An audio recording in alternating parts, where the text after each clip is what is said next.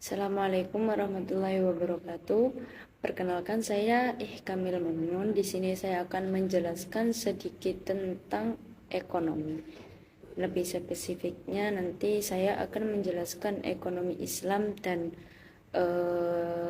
mungkin ciri-ciri dari ekonomi Islam, perbedaan dari ekonomi Islam, kapitalis dan sosialis. Jadi yang pertama, menurut Syed Nawab Haider Naqvi, definisi ekonomi Islam itu bentuk kajian dari perilaku ekonomi yang dilakukan oleh orang-orang Muslim, di mana mereka menuntut adanya peran agama sebagai sumber nilai etik.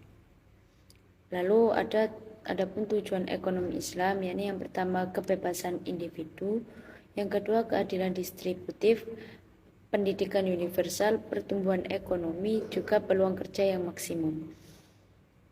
Nah, ciri-ciri ekonomi Islam menurut Syed Haider Naqvi ini, yang pertama yakni hubungan harta.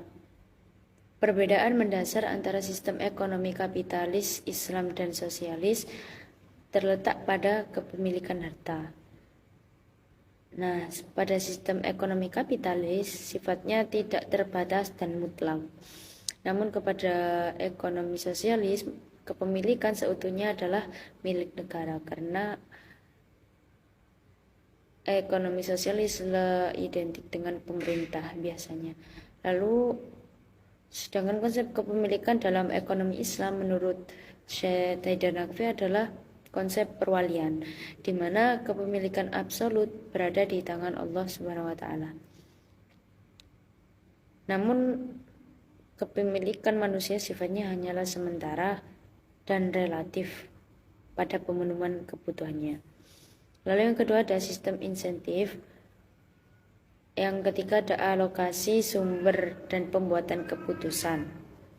Yang keempat ada jaminan sosial dan program anti kemiskinan. Nah, yang ketiga ini ada etika ekonomi. Menurut Syed Naqvi ada 5 dasar etika.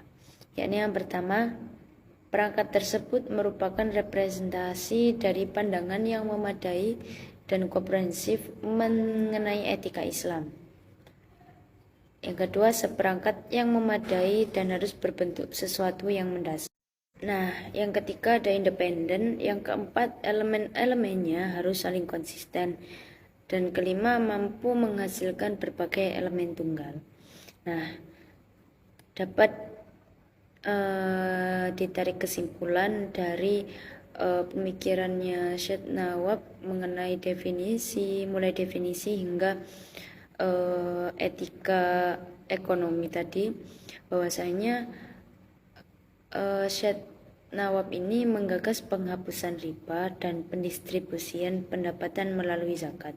Hal tersebut dikarenakan Syed Nawab memandang penghapusan riba tidak hanya penghapusan bunga, melainkan segala bentuk eksploitasi dan penolakan seluruh sistem feodal kapitalis.